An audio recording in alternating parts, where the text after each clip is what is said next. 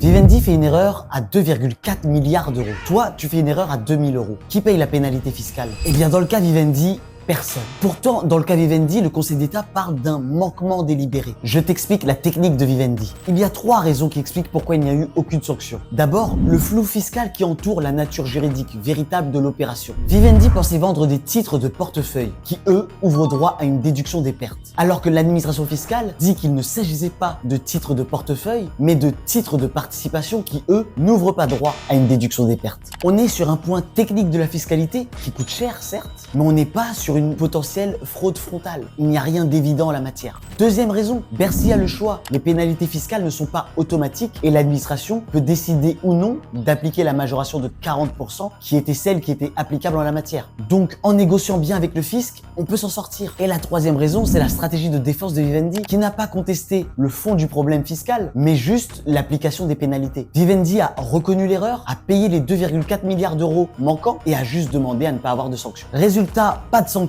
Vivendi a perdu certes 2,4 milliards d'euros dans cette affaire, mais a économisé 320 millions d'euros de pénalités.